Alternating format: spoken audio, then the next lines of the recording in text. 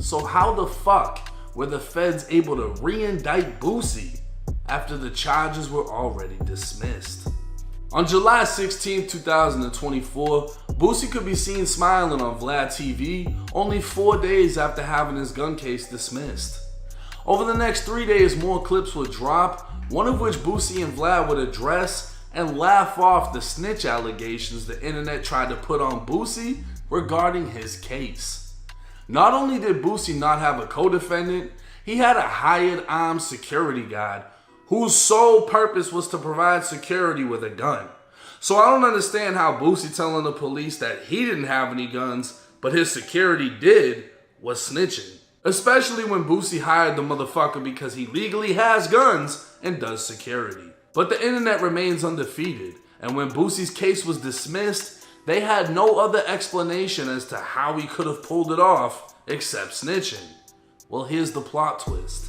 On July 19th, the same day the video came out, federal prosecutors filed a new indictment charging Boosie again with being a felon in possession of a firearm for the same Glock 19 that he had dismissed, on top of a new charge for being an unlawful user or addict in possession of a firearm. The feds are now alleging that Boosie is an addict as defined in Title 21 United States Code Section 802, which states, "The term addict means any individual who habitually uses any narcotic drug so as to endanger the public morals, health, safety, or welfare, or who is so far addicted to the use of narcotic drugs as to have lost the power of self-control with reference to his addiction." So how the fuck does that apply to Boosie? Looking at his arrest, Boosie could be seen in screenshots recovered by San Diego police smoking a suspected marijuana joint.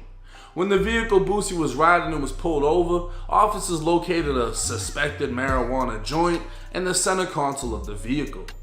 Being that this was in California, no one was charged with the joint, and it's unclear if the joint was even confiscated.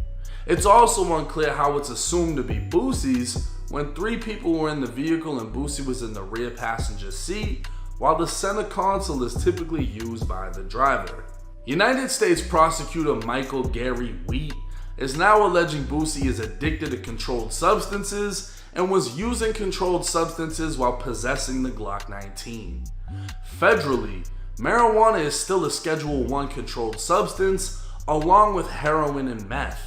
So instead of clarifying Boosie allegedly smoked weed in the legalist state to smoke it, California, Mr. Wheat would use his 30+ years experience as a federal attorney to make it sound as if Boosie was riding around with a Glock smoking meth.